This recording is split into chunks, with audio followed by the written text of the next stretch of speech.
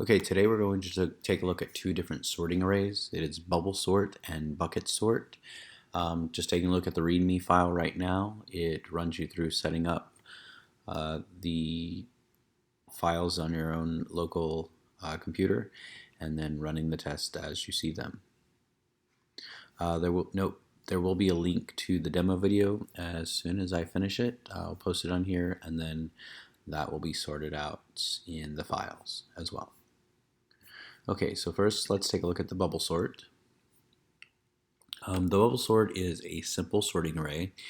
Again, a bubble sort uses comparables to shift a value in an array to the left if it's smaller and to the right if it's larger. And this makes it look like it's bubbling to one side or sinking to the other. Again, this is a comparative sorting method. It will check two values. Whichever is smaller, it will move to the left, and whichever is larger, it will move to the right. And I've written in a way that we can actually see this. So first, before we start this, let's go ahead and do the tests on all of the challenge methods. So let's go ahead and do that right now. And this is the command given in the README file, so it will actually run all 14 tests for both bubble sort and bucket sort. And you will notice that it in fact passes the test. 14 examples were given and 0 failures, and it took less than a second to run through that. Of course, with a larger comparable array, it will take much longer to run through that, especially with bubble sort, because bubble sort is very inefficient. But let's go ahead and look at that real fast.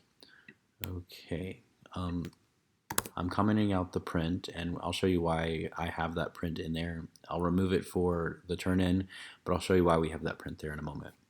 Okay, so what I'm going to do is I'm going to run the bubble sort as a loop that continues to run until the whole thing is sorted.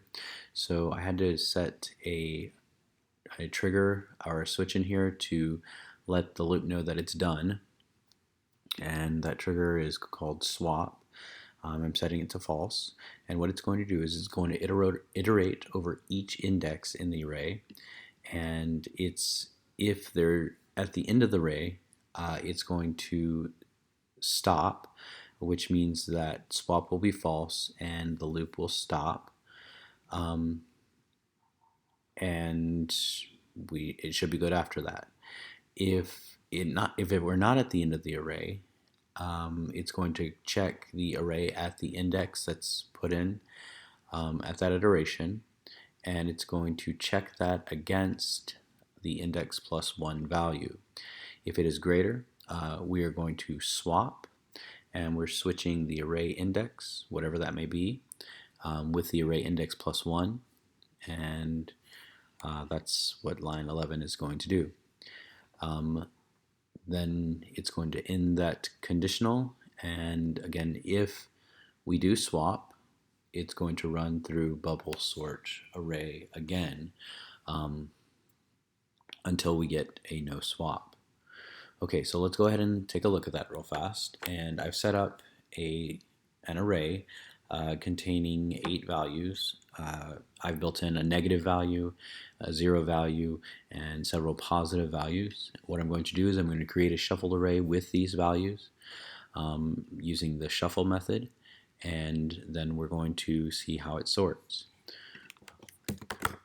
Okay, so again, note that we do have this print statement up here, and it's actually going to give us a good show of the array and what it looks like as it's bubbling to one side. All right, so let's go ahead and run that.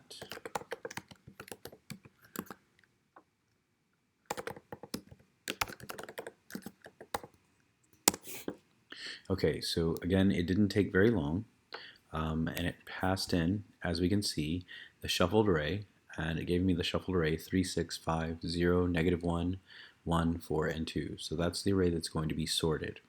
And as you can see through the iterations, you can start to see where it finds the 0.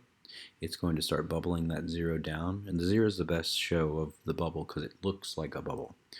Okay, and then it's going to find the next lowest method, or number, I'm sorry, and that's actually -1. And if you trace -1 all the way down to, you can see that it ends up to the left of the 0. And it's done the same thing with the 3. It's swapped the 0, 3, and -1, so that 3 is not going to actually move very far. But if you take the next number, 1, you can see it's following its way down. And as things swap, it runs back through that bubble sort method. And so you can see each of the numbers bubbling down into their appropriate locations when it gets there. Now, once it finishes bubbling all the numbers, which it does about this iteration right here, it's actually not done. And this is what makes bubble sort so inefficient, is that once it finishes sorting, the computer doesn't know that it's finished. And so now it has to check each number against every other number in the array. And so you can see as we scroll down, you're going to see an extreme number of iterations in which it's checking every single number. But notice that the array itself hasn't shifted in any way as it's doing all those checks. And finally, we can see that it ended here with the sorted array. And again, this is a labeled print that I've built, and I will remove once I turn this in. But I wanted to show you that it does in fact take quite some time to get to the end of this bubble sort, even after everything's sorted. So as you can see, it's a very, very inefficient sorting method. Okay, so let's go ahead and clear the screen. We will go ahead and remove those methods and testing code out of this so that we can turn in a nice clean method. And let's go ahead and move on to our bubble sort, or I'm sorry, our bucket sort. All right, so open up this window just a little bit further. All right, now the bucket sort, as I said, is a little bit different. What it's going to do is it's going to somehow divide our shuffled array into various buckets. Now what these buckets are, they're just arrays within arrays. And so what I'm going to do is I'm going to create a bucket array that contains 3 buckets. And it's an arbitrary number, I know. There are better methods for choosing the number of buckets, and depending on the numbers that we're working with, you may want to do something like a modulus of 10 so that you can actually get numbers each within buckets. You can just do 10 buckets and then break it down into numbers 0 through 9 fit in one bucket, 10 through 19 fit in the next bucket, and so on and so forth. But figuring out the number of buckets is kind of like this magic formula or configuration in which you decide how many buckets you want to create. You can write an algorithm to do that, but it ultimately comes down to what kind of data you're looking at. And the data being tested for me in this particular challenge were the numbers 0 through 6. It didn't give me a whole lot of play to actually choose how I wanted to do this. There wasn't a broad range of numbers, so the buckets kind of it all ended up in one bucket. So I wanted to divide it into 3 buckets so that we can actually see the buckets being divided and then sorted and then merged. So actually, let's go ahead and take a look at that.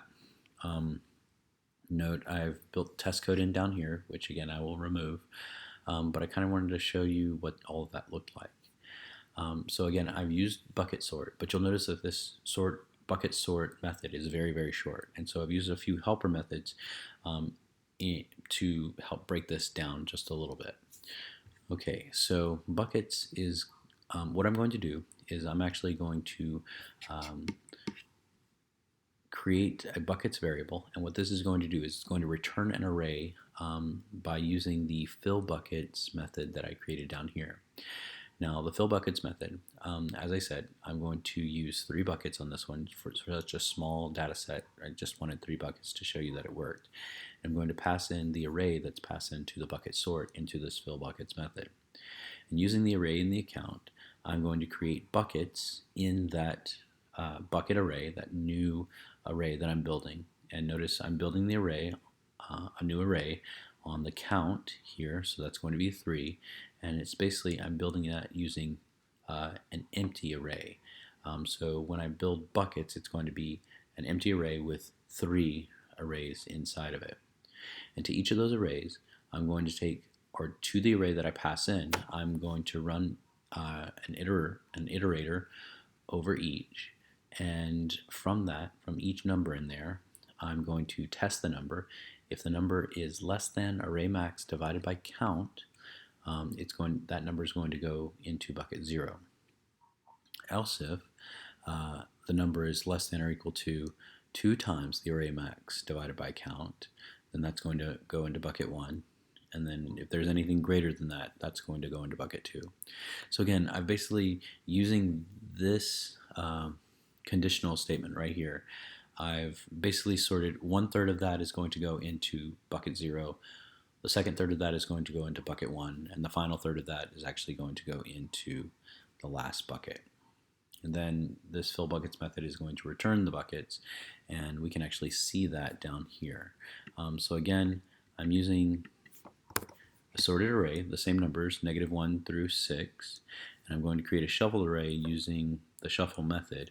And let's go ahead and see what happens when I create those buckets. Notice that I'm using the fill buckets method here.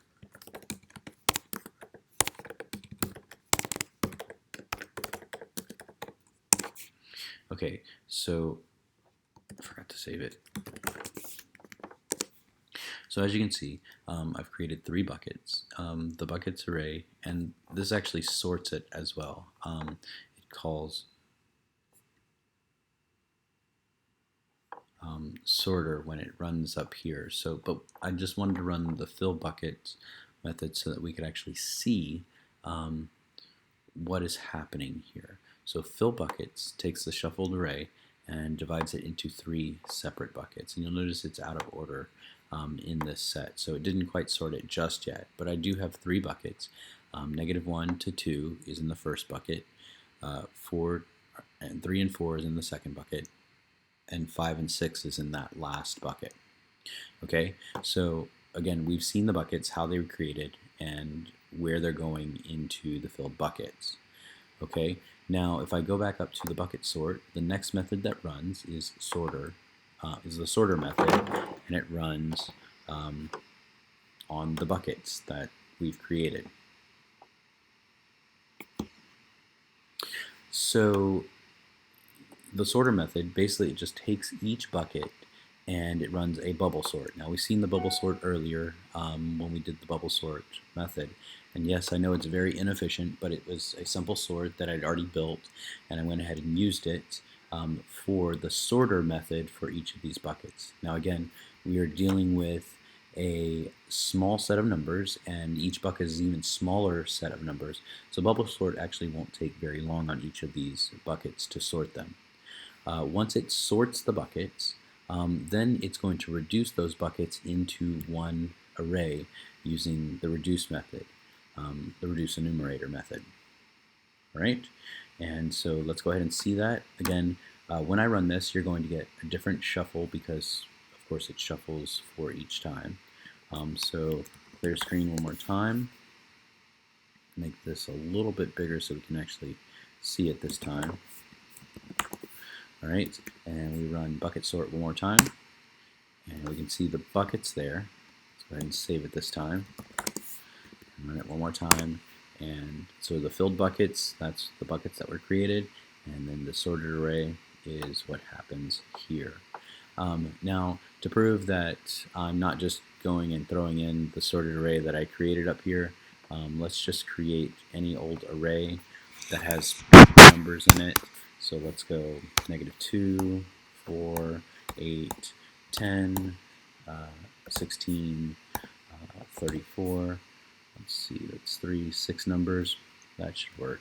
And so we'll clear the screen one more time, and we will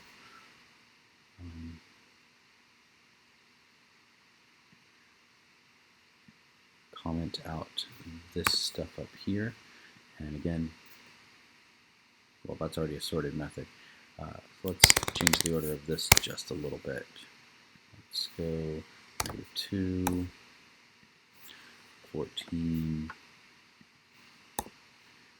and 3. Okay, so again, 3, 6 numbers. Saved it, running it, and here's my sorted array, and that didn't quite work out. Oh, whoops, forgot to do actually the bucket sort. My mistake. Bucket sort, open parentheses, close parentheses, clear the screen, alright, and let's go ahead and drop this array up here so we can actually see the filled buckets. Again, we're still going to do 3, and we will run it. There's our filled buckets with 10, -2, and 3, 14, 16, and 34. So we do have 3 buckets here. And then the sorted array here, 2 are -2, 3, 10, 14, 16, and 34. So as you can see, it does the sorting. It may not be the most efficient algorithm with the bucket sort, but it definitely works. Again, if you have any questions, feel free to post them in the forum, and I will answer them as best I can. Thank you.